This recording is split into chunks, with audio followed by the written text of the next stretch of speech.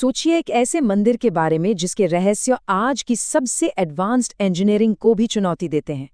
आज हम तंजावुर के महान बृहदेश्वर मंदिर के कुछ ऐसे ही रहस्यों से पर्दा उठाएंगे और कुछ ऐसे दिमाग घुमा देने वाले सवालों के जवाब ढूंढेंगे। पहला और सबसे बड़ा सवाल तो यही है, और ये अपने आप में हैरान करने वाला है। ये कैसे हो सकता है कि 216 फीट ऊंचा एक विशाल टॉवर जब सूरज ठीक सिर पर हो तब भी जमीन पर अपनी परछाई न बनाए? एक पल को रुक कर सोचिए, ये कोई जादू है या फिर कमाल का विज्ञान? और बात सिर्फ यहीं खत्म नहीं होती।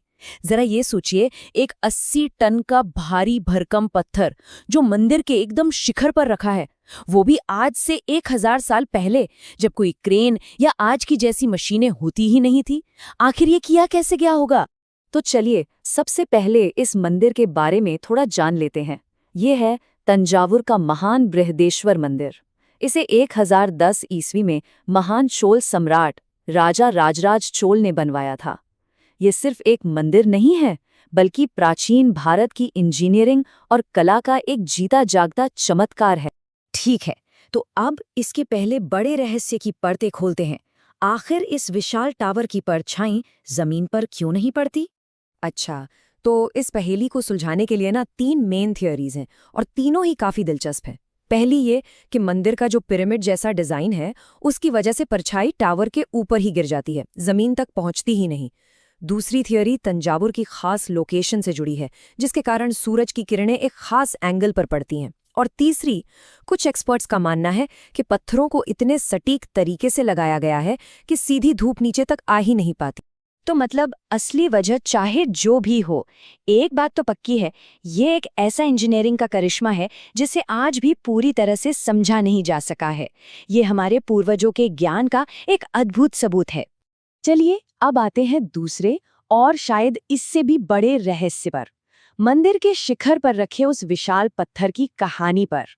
80 टन, जरा इस वजन को महसूस करने की कोशिश कीजिए।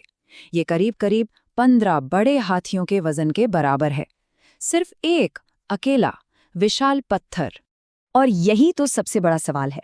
उस जमाने में जब आज की तरह की कोई टेक्नोलॉजी थी ही नहीं, इतना भारी पत्थर 200 फीट से भी ज्यादा ऊंचाई पर आखिर पहुंचाया कैसे गया?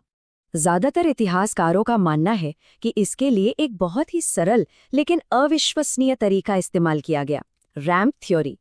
सोचकर देखिए, मंदिर तक पहुंचने के लिए एक 6 किलोमीटर लंबा धीरे धीरे ऊपर चढ़ता हुआ मिट्टी का रास्ता बनाया गया। फिर हाथियों की ताकत और हजारों मजदूरों की मेहनत से उस विशाल पत्थर को लकड़ी के लट्ठों पर लुढ़काते हुए इंच दर इंच ऊपर खींचा गया। माना जाता है कि कुछ ऐसी ही तकनीक मिस्र के पिरामिड बनाने में भी इस्तेमाल हुई थी।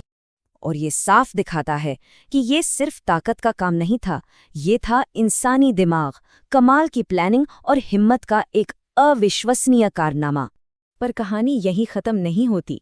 इस मंदिर की असली खूबसूरती और इसका जीनियस तो इसकी छोटी छोटी डिटेल्स में छुपा है। जिस लेवल का मैथ्स और ज्योमेट्री इस पूरे स्ट्रक्चर में इस्तेमाल हुआ है ना, वो आज के बड़े बड़े आर्किटेक्ट्स को भी हैरान कर देता है। हर एंगल, हर माप एकदम परफेक्ट। मंदिर में हजारों की तादाद में मूर्तियां हैं, और वो भी बनी है सिर्फ हथौड़े और छेनी जैसे सिंपल औजारों से। लेकिन उनकी बनावट, उनकी बारीकी देखकर ऐसा लगता है मानो किसी मशीन ने तराशा हो। और एक और मजेदार बात, ये पूरा मंदिर ग्रेनाइट से बना है, जबकि तंजावुर के आसपास मीलों तक ग्रेनाइट मिलता ही नहीं है।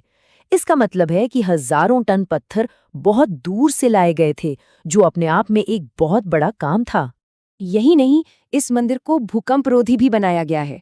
पत्थरों को एक दूसरे में फंसाकर, मतलब इंटरलॉक करके बनाया गया है। एक ऐसी टेक्निक जिसने इसे पिछले हजारों सालों से हर झटके से महफूज रखा है।